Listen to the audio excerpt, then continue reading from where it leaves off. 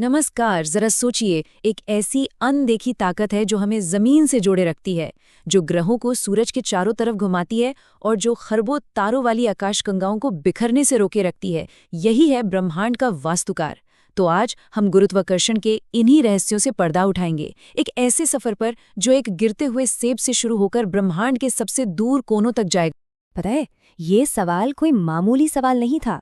यही वो सवाल था जिसने आइजैक न्यूटन को एक ऐसे क्रांतिकारी आइडिया तक पहुंचाया जिसने हमारी फिजिक्स की पूरी समझ को हमेशा के लिए बदल कर रख दिया।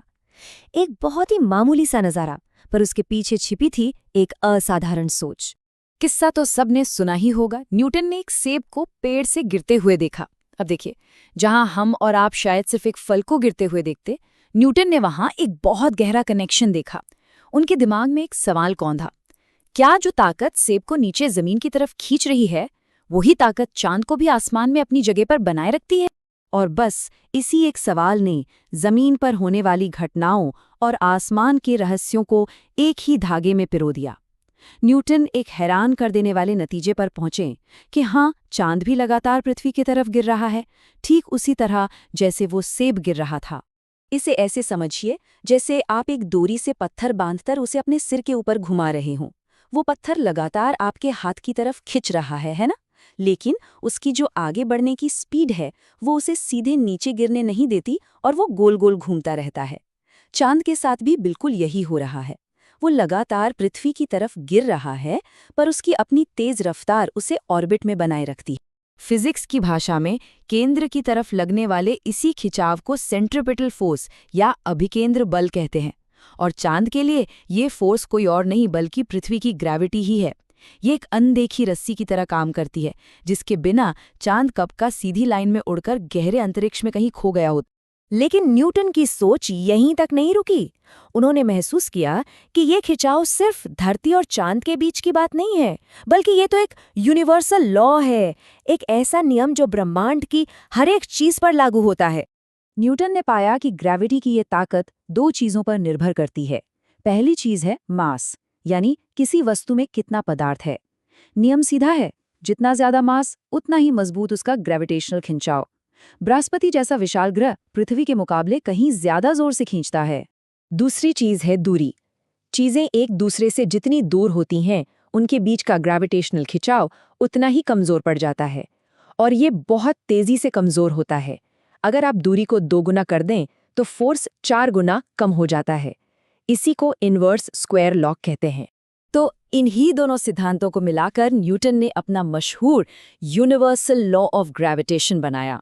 ये जो इक्वेशन आप देख रहे हैं, ये बड़ी खूबसूरती से बताती है कि ब्रह्मांड में हर चीज हर दूसरी चीज को अपनी तरफ खींच रही है। ये नियम यूनिवर्सल है, मतलब एक गिरते सेब से लेकर चमकते सितारों तक सब पर एक जैसा ही लागू होता है।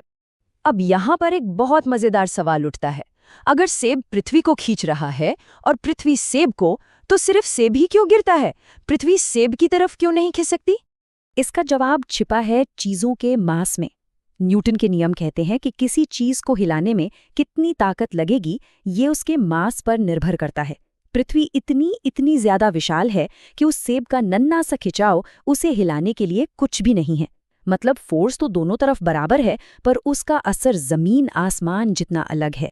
चलिए, अब इस साइंस को अपनी रोजमर्रा की जिंदगी में उतार कर देखते हैं, और इसकी शुरुआत करते हैं वजन और मास के बीच के एक बहुत जरूरी फर्क को समझने से। अक्सर हम इन दोनों शब्दों को एक ही समझ लेते हैं, पर फिजिक्स में ये दोनों बहुत अलग हैं। देखिए, मास का मतलब है कि किसी के अंदर मैटर या पदार्थ कितना है। ये कभी नहीं बदलता, चाहे आप कहीं भी हों। वहीं भार यानी वेट, उस मास पर ग्रेविटी का खिंचाव है। इसीलिए किसी का मास तो हमेशा एक ही रहेगा, लेकिन उसका वजन पृथ्वी पर कुछ और होगा और चांद पर कुछ और। तो इस फर्क को और अच्छे से समझने के लिए चलिए एक सवाल पर सोचते हैं। अगर किसी चीज को चांद पर ले जाया जाए तो उसके वजन पर क्या असर पड़ेगा?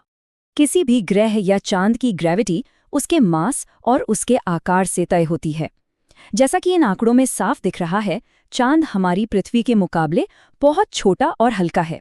इसका मास तो पृथ्वी का 100वां हिस्सा ही है लगभग, और यही फर्क ग्रेविटी के खिंचाव में एक बहुत बड़ा अंतर पैदा कर देता है। और इसी वजह से चांद पर किसी भी चीज का वजन पृथ्वी के मुकाबले सिर्फ छठा हिस्सा रह जाता है। इसका मतलब ये हुआ कि एक एस्ट्रोनॉट जिसका मास तो उतना ही है, चांद पर खुद को बहुत हल्का महसूस करेगा और ऊंची ऊंची छलांगे लगा पाएगा। ये सब सिर्फ ग्रेविटी के कम खिंचाव का कमाल है।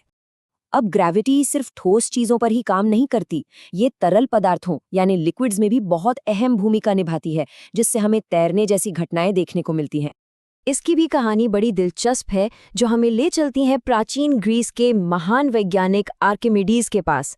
कहा जाता है कि उन्हें इसका रहस्य तब समझ आया जब वो नहा रहे थे, और कहते हैं कि जैसे ही उन्हें ये बात समझ आई, वो इतने उत्साहित हुए कि सड़कों पर यूरेका चिल्लाते हुए दौड़ पड़े, जिसका मतलब था, मिल गया, मैंने इसे पा लिया है। आर्किमिडीज ने पाया कि जब किसी चीज को पानी में डुबोया जाता है तो पानी उसे ऊपर की तरफ धकेलता है। इस ऊपर की तरफ लगने वाले फोर्स को बोएंट फोर्स कहते हैं, और ये उतना ही होता है जितना उस चीज ने पानी हटाया है। यही सिद्धांत बताता है कि लोहे से बना इतना बड़ा जहाज पानी पर क्यों तैरता है, जबकि लोहे की ही एक छोटी सी कील डूब जाती है। जहाज अपने वजन से ज्यादा पानी हटाता है, पर कील ऐसा नहीं कर पाती। तो चलिए अब छोटी मोटी चीजों से ध्यान हटाकर जरा बड़े यानी कॉस्मिक स्केल पर देखते हैं और समझते हैं कि कैसे ये एक अकेला नियम हमारी पूरे ब्रह्मांड की शानदार बनावट को शक्ल देता है। ये एक अकेला नियम ये बताता है कि हम पृथ्वी से क्यों बंधे हैं। ये चांद और ग्रहों की गति को कंट्रोल करता है। ये समंदर में आने वाले ज्वार भाटे की वजह है, और तो और ये सितारों, आकाश गंगाओं और यहाँ तक कि खुद ब्रह्मांड के बनने के पीछे भी है। सोचिए, ये सब एक ही सिद्धांत से जुड़ा है। ये कितनी कमाल की बात है कि कैसे एक सरल और खूबसूरत नियम पूरे ब्रह्मांड की संरचना को चला सकता है। ये सच में प्रकृति की सबसे शानदार व्यवस्थाओं में से एक है। और ये हमें एक बहुत गहरे सवाल पर लाके छोड़ देता है। अगर ग्रेविटी जैसा एक सरल नियम हमारे ब्रह्मांड की इतनी भव्य संरचना बना सकता है, तो ऐसे और कौन से अनजान खूबसूरत नियम होंगे जो हमारे ब्रह्मांड को उन तरीकों से बना रहे हैं जिन्हें हम अभी समझना शुरू ही कर रहे हैं।